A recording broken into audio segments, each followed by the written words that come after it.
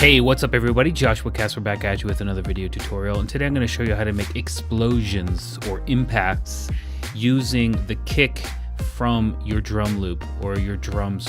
And I'm doing this because I'm continuing a theme where I'm showing you how to make effects out of the elements of your track, so you're not just reaching to that sample pack each and every time. Because while some of these sample packs have incredible impacts and incredible explosions, they don't really fit necessarily with your track. But if you make those types of things out of elements of your track or elements that are already in your track, then you're well on your way to making something cohesive. So I'm just going to show you how to do it using Modnetic, but obviously you can do this with really any reverb and delay setup you have. Really the biggest thing here is reverb, so you want to throw your best reverb at it. Delay is kind of a secondary thing, but can really help, wash things out. And if you have something like Modnetic where they're both built in together, and even here in Modnetic we can change the routing, so which happens first or which one's pre-delay, or they can happen in parallel. The more control you have over these things, the better. So I'm not going to spend a lot of time talking too much more. I'm just going to show you what's going on. So the setup's really simple. All I did was, took the kick from this drum loop right here, and I just dropped it right here. Now you can do this on a separate track or on the same track. You just got to make sure you automate the device on, so the device isn't on until this one kick happens. And another key kind of essential thing is the dry wet should be a little bit above 50%, and that way you're getting more of the affected signal, but the original is still there, and you can hear it. So let's just go ahead and hear what I've got here. I'm gonna turn the loop on.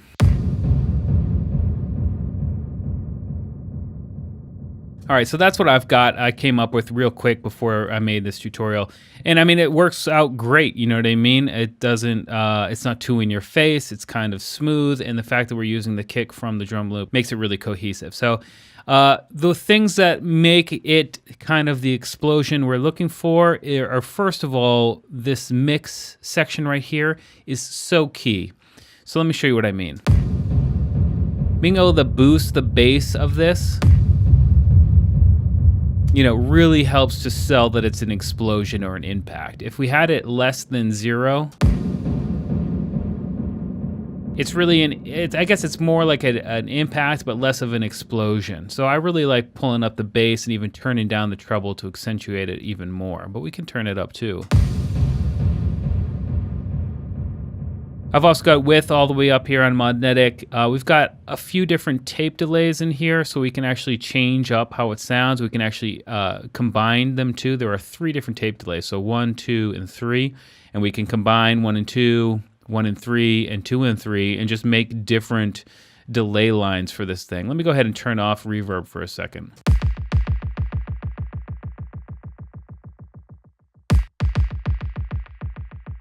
So you can hear how they're different in character. And obviously we have repeat time right here.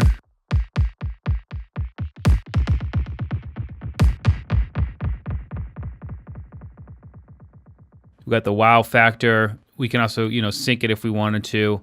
And we also have the level.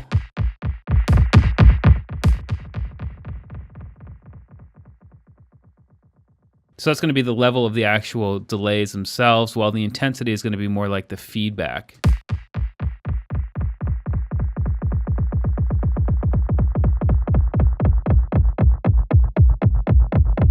So you can see as we get above yellow into this red territory, the feedback will actually start to gain on itself. So it'll actually get louder over time instead of fade off. So just keep that in mind, especially if you're not quick to that on-off button over there. Modnetic actually has a reverse tape delay, which is, pretty sweet. There's also the hold, which will just, it will repeat itself over and over infinitum until you shut it off. That's not really good for our purposes here. There's a modulation system. Again, I'm not going to be using that. There's a couple of character controls, which is just going to change kind of how everything sounds. Oh, so I'm actually already liking this better than what I had at the beginning. And the reverb over here, tons of different convolution reverbs inside of here. I've just got reflect on here, and I turned the level up real big. So listen to that, sounds phenomenal. Let me turn down the... Yeah. So I mean that's super dope, and it's actually really cool. But we can go parallel processing if we want, but it's gonna get rid of that muffled kind of explosion sound. That's why I like to have it on pre, which means it's gonna be reverb before the echo, and here it's echo before the reverb.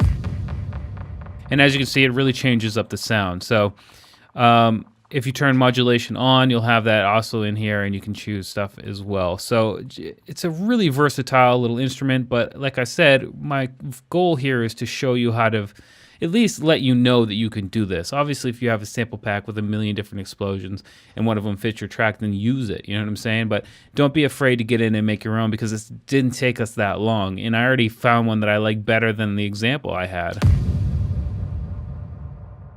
Like, that sounds so dope. Let me turn up the level.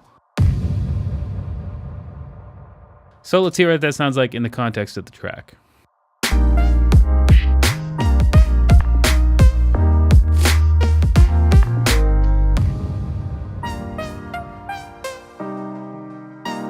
You see how well it fits together instead of some random explosion there that sounds like it's from a movie trailer?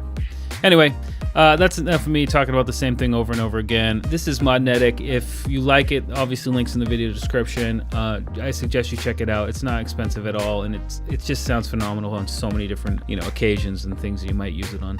Anyway, Joshua Casper here. Hope you learned something. We'll see you next time.